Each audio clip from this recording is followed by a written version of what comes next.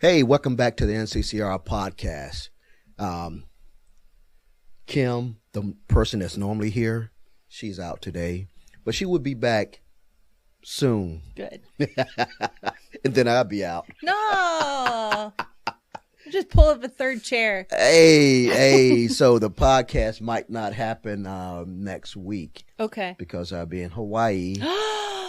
So excited for you. Yes, we're getting away to celebrate our 20th. Yes, So, love that. Just a heads up, rather. There will not be a podcast next Tuesday, but we got plenty we got need lots to talk about. Yeah, we got lots. Pastor Steve started his new series, No Asterisk, and what that no asterisk we will find out in the coming weeks. But in particular, this Sunday, anytime you add more, it's no good, Amanda. Anything besides faith in Jesus, you have to add, Yeah. it's not good. Yeah.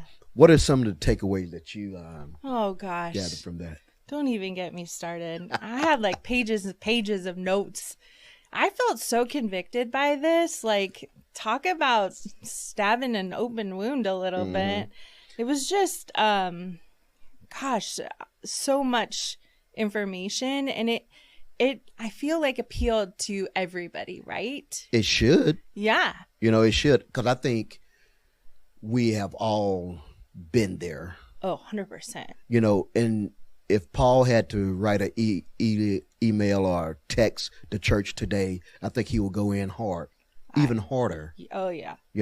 Yeah. But like they said, there's nothing new up under the sun. And the thing about this here particular one in Galatians, when Paul, he doesn't come out with the normal flattery. Grace be unto you, to the brothers and sisters. Right. No, he comes out standing 10 toes down. Yeah. He's standing on business because that is something not to play with. Yeah. And he was just admonishing the Galatians like, hey, look, I came and gave you the good news. Yeah. And you so quickly forgot about that? Yeah. That's the part that freaks me out, is the quickly. Yeah. Right? Yeah. How quickly you have forgotten. But Amanda. Yeah. So there's true. no difference. I know. That's the worst today, part. It's the worst part. You can come into church, right? Yeah. Because I'm guilty of this. Yeah, we all are. And I tested a friend of mine one time. Came into church, right? The message was good. Boom. 5 minutes later, I asked, so man, what was so exciting about the message? Couldn't tell me nothing. I know. Just literally walked out of church. Yeah. And 5 minutes later, couldn't say nothing. Yeah. Didn't remember nothing. But he had a feel good moment. I feel like there's a statistic around that. And it's like crazy, but I don't remember exactly what it is. But it's literally like by the time you leave the parking lot, you're not going to remember a real good solid portion of what you just heard. Yep. And I think that's what Paul was trying to address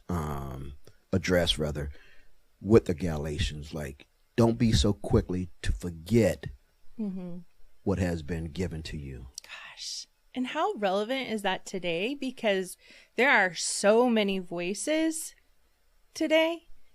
I mean, seriously. Yeah. So many voices, and it's so easy to just get off track. So and easy. I think, too, it's like, how often do you get off track just a smidge, thinking it's not a big deal or whatever?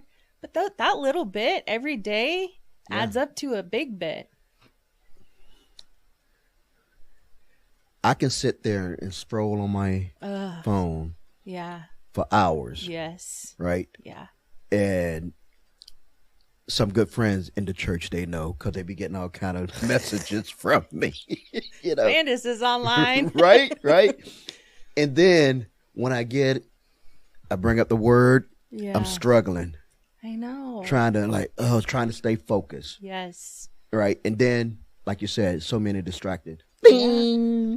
Oh, you just got an alert. Bing. Yeah. Someone just liked something. Bing. So Someone just hit true. you up with a post. Bing. Yeah. You know, something is always something trying to grab your attention to impede on that time with in abiding with God, you know. 100%. And for me, I'm the kind of person where it's like those I can't always get past those beings. It's like they sit back there like this thing on my shoulder, and I'm like, I know it's there. I know it's there. It's just going to be better if I go look and just clear it. Get it out of the system. Get it out. Look at it and but be, then you I'm know. like, dang, what was I doing 10 minutes ago? And then when you go and listen to that being, Yeah. how long does it take for you to come back to what you was doing before? Yeah. Or like you said, you remember what you was doing. Yes. And that's so true with I could see that and correlate it with the Galatians, man. Here's the tricky part about that whole thing. Oh no. It was people inside the modern church that was swaying them from the truth that they really found when Paul brought the gospel to them. Right. You know, and it's no difference now. Yeah.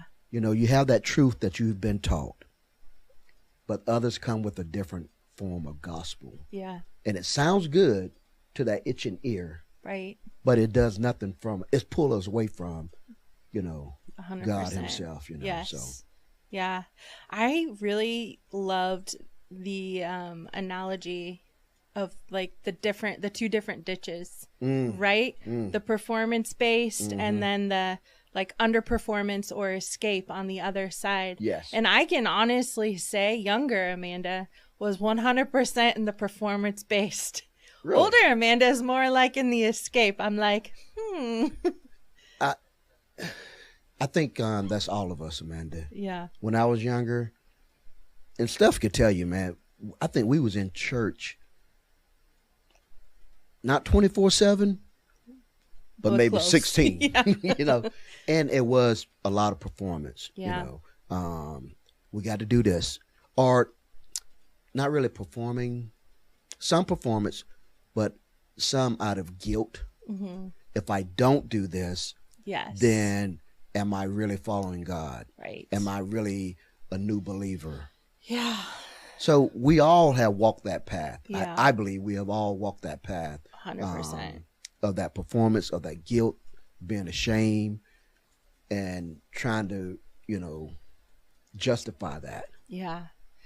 Yeah, I think that I was telling you earlier, your behavior is the loudest testimony of your belonging. And who do I belong to, right? You can go to church, you could serve, you can be in the word, but if your behavior is not changing, like, I don't know. The reality is like you can hear the word of God, but if it's not being applied in your life. Yeah. And then I also just think like there's so many of us that would call ourselves Christians. And honestly, there's no description in the Bible of what a Christian is, right? It's like a follower or a disciple is, and there's where the description is. And being a Christian and being a follower and a disciple or a disciple maker are not the same thing. Not the same at all. Not the same. And, you know, I used to go down little rabbit holes and stuff. I'm like, why are we calling ourselves Christians when that was a derogatory comment back in the day? So why are we doing this, right? That's the legalism. That's the legalism aspect of it. But, you know, it was thought of like, why are we doing something? Why are we calling ourselves something that was derogatory instead of calling ourselves what he said? Yeah. Be my disciples. Yeah. Not be my Christians, but be my disciples. Yeah. you So know? different. Yeah. Yeah. So and like you different. said, there's two different things. Yeah. Going back to how Steve talked about it last year in one of his sermons, are you a follower? How you say, are you a follower or a believer? Yeah. Not the same. Not the same. Mm-mm. Because demons believe in Christ because they know him, Yes. you know, Yeah. but they're not following. Yeah. So, Oof. yeah, you can, like you said, I hear all the time, oh, I'm a believer. I'm a believer. I'm like, yeah, that don't mean nothing to me. Yeah. But are you following? Yeah. It's not the same. Not the same. Not And the same at all. you know, I just want to give like a historical context of the Judaizers back in the day.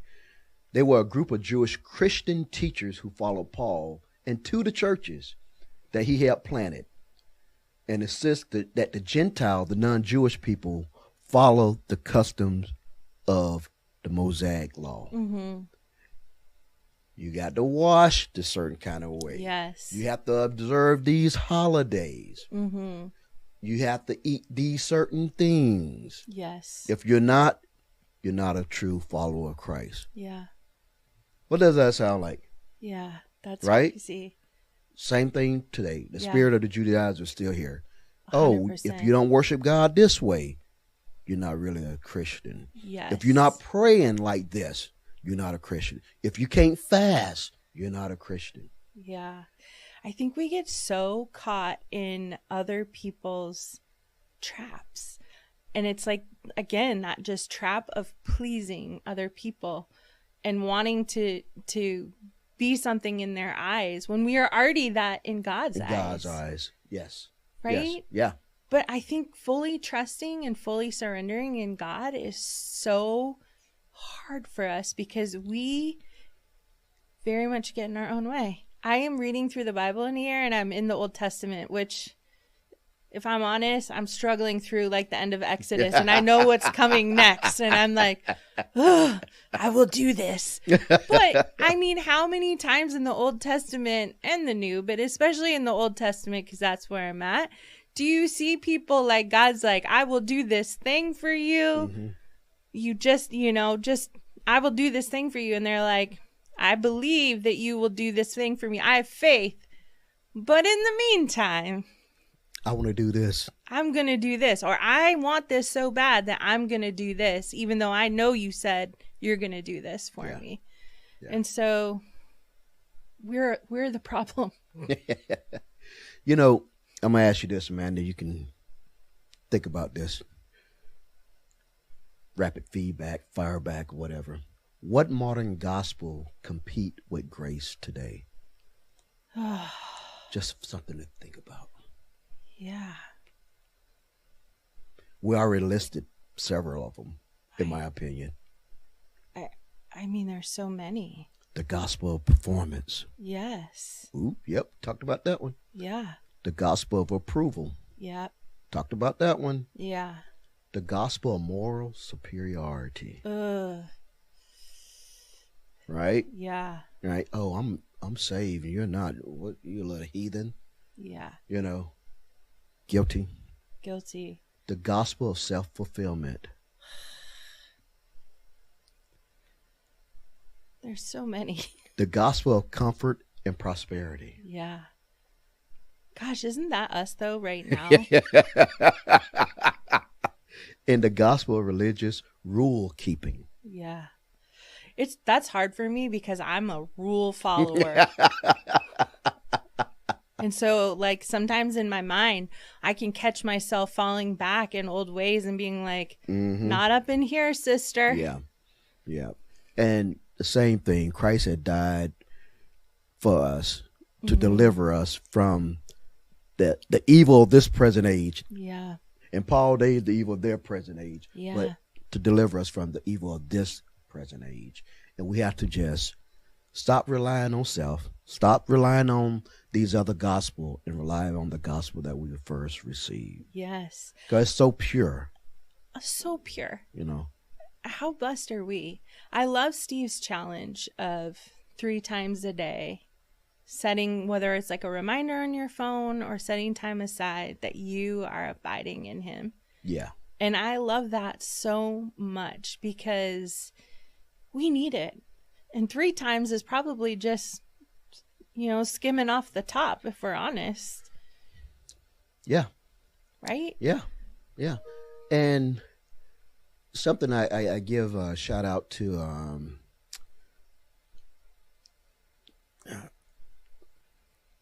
well, I'm gonna say it. I give a shout out to the Muslims where they do their call to prayer daily. Yeah. Daily. Yes. They stop whatever they're doing and they're gonna go and pray. Yeah. I love it. I feel like for Lent this year, instead of giving up chocolate or cookies or whatever, we're adding in three times of abiding in a day. And in that case, you are going to have to give up something. Your time. Yeah. But just think of how protective people are with their time. Yes. Right? Yes. But yes. Are we that way to the Lord? Maybe not. Yeah. I like that. I like that Lent suggestion there. I mean, Lent's already started, but I know. It's never too late. It's never too late. You got to, what? Got Wednesday be a 30 week. something days. Yeah. So there's always time, right? Exactly. Yeah. Amanda, do you have a question you'd like to leave the audience? I've got a few. If you look at your own life today, what voices or influences most tempt you to drift away from Jesus? Or in your own walk, where do you find yourself seeking human validation more than God's direction? And straight from Steve's sermon, where are you holding it together without Jesus? And are you performing or escaping? That really was very profound. Are you performing or are you escaping? And where are you in that? Yeah. All right, ladies and gentlemen, thank you for tuning in. Subscribe, hit the like button. That way you're in the know when the next podcast is happening. Here's another takeaway. The gospel is not forgiveness. It's freedom from the pressure of being your own savior. Love it. And with that, we